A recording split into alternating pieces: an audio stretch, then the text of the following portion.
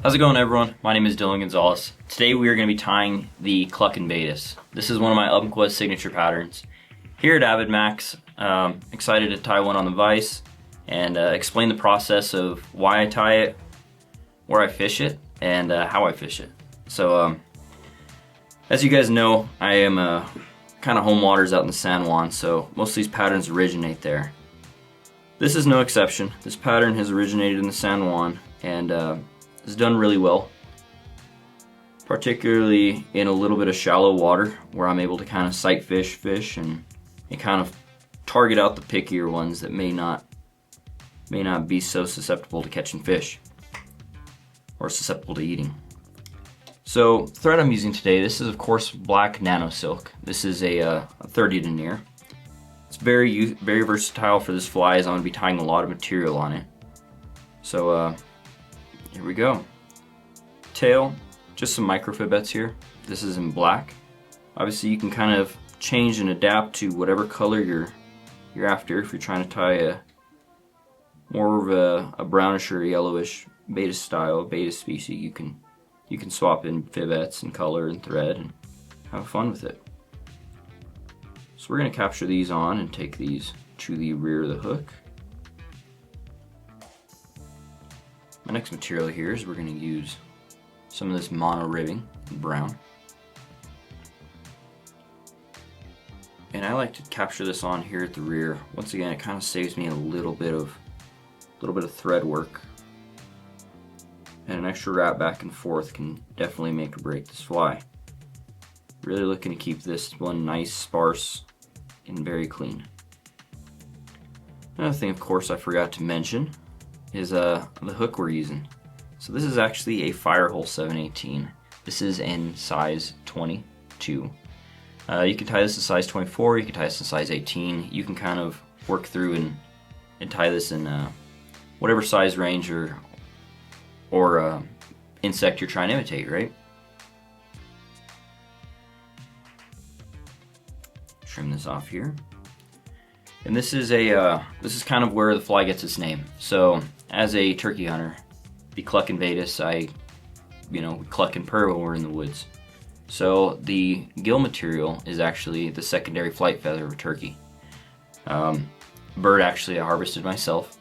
Something super important is, especially in the conservation world, is using all of your material, all of your harvest. Whenever I go out into the woods and I tend to, harvest anything, it's very neat for me to try and use the animal as much as I can to the best of my abilities, and I think it's more of a respectful way of treating it. So what we're gonna do is we're gonna pull off a few of the individual bar reels here. And I actually tend to like more of the lighter color. So you'll see me kind of be selective in which ones I'll pick out. And we are going to lash this on either side.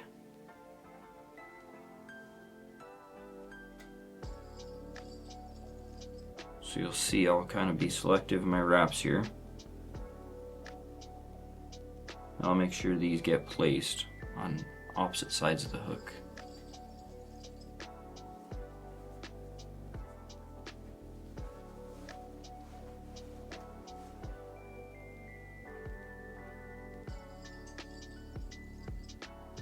This fly is super effective and super durable with the way we kind of tie. Even though these little turkey fibers aren't so, the way we trap them on definitely makes sure that this fly stays in the water and stays catching fish. So as you can see there, I already got, that is obviously our tails, our turkey, and our monofilament on, and we still have a pretty nice flat sparse body. That's where this Nano silk really shines.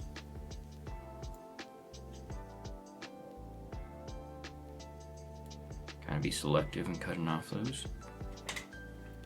Now this first wrap is going to be the hardest wrap of this entire fly. You can get past this portion, it's all we got. So we're going to be fairly selective in where we lay these.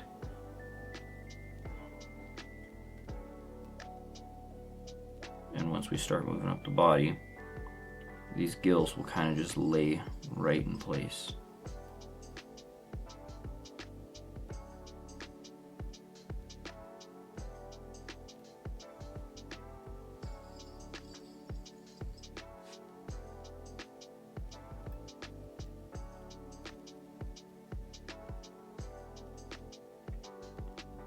Once again, holding your breath is kind of important.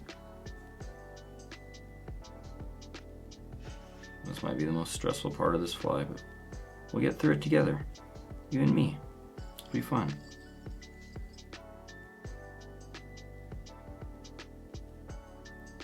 Once we're here at the head of the fly, we can all relax. That's the hardest part of this bug, is just attaching in those gills. So it's a good time to grab a drink, you know, give a high five, walk around. That was the hardest part. You get past that, you can tie this fly pretty simple. We'll snip off those gills and that monofilament. Kind of ensure that they're spread out and splayed right where we want them. And give a little push on this tail here. Very nice. And now the next portion of this fly is going to be utilizing some of this iridescent purple. And this is going to give us a nice little translucent, just a little bit of flash that the fish tend to like to pick up on. And I'll capture this in here on top of the hook shank.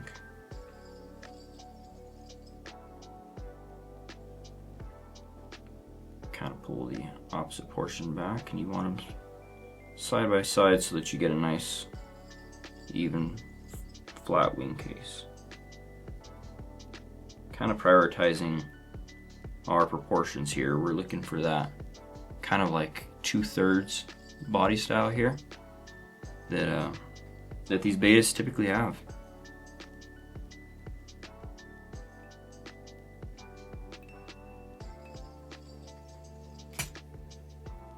Our next piece of material here we're going to tie in is going to be 12 individual Fluoro fibers. 12 is important, as we all know. The fish can't count, so you want to make sure that there's 12 exactly. Keep in mind, only the smart fish can count, so you're only going to catch the pickiest, the biggest, the oldest fish when you tie on exactly 12. Something I like to do personally is I'll build up a good bump right here towards the rear of this, so that when I lay these forward, they kind of have a nice even transition coming out, kind of like a stand in a square portion there. Lay these micro Fibbets right over. Suction down with a few nice turns. And I'll actually leave them kind of facing the front of the hook there. Little secret here is I like to, just on the underside of this flash, actually hit it with a marker.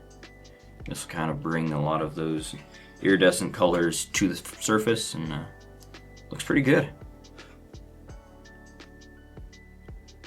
Kind of a little style I've done for a while. It's my dad taught me, so it's a pretty neat little trick.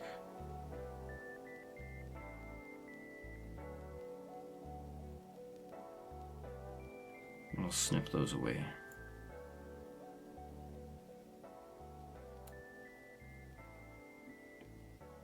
So before I pull these legs back, what I actually like to do is I'll actually add some UV resin and cure it with them forward. This pretty much ensures that I don't add any resin to unnecessary places, i.e. the legs.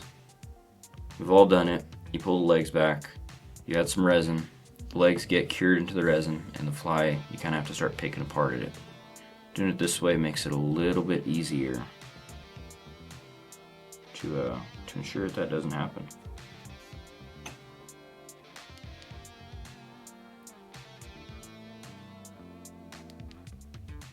Cure that nice and neat.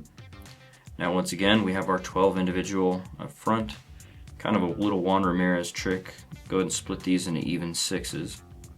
So you want even or opposite sides. This just is kind of like the right number for how these legs splay out and look really nice and neat.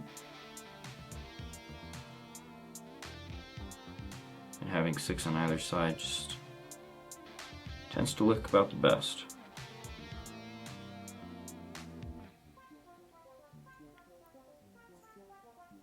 Capture that in right here. Of course, go ahead and remove our thread. So, something I want to talk about is kind of the way to fish this fly. So, I kind of fish it just about every water column. It does do a little bit better in the middle to upper water column. However, you know, in 3 feet of water, you can kind of fish just about all of it. I typically throw it on a tag so this fly kind of kicks up in the current and it kind of swims with you. That tends to kind of entice a lot more fish, is what I've noticed. The other thing I like to do specifically with this fly is the legs and the gills of this fly, or the legs of this fly, Baetis don't splay out exactly with their legs kind of free floating.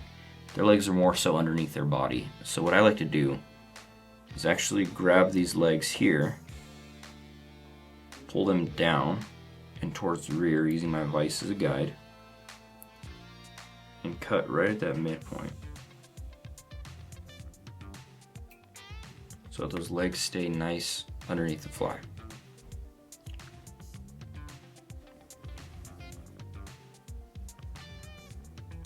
Give it a quick dressing. Let's see where I put those.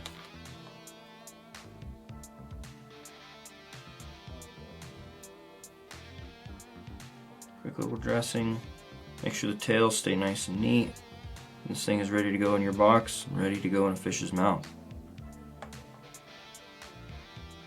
Super neat, super effective pattern.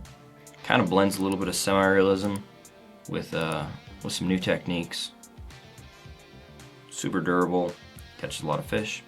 Thank you guys for watching.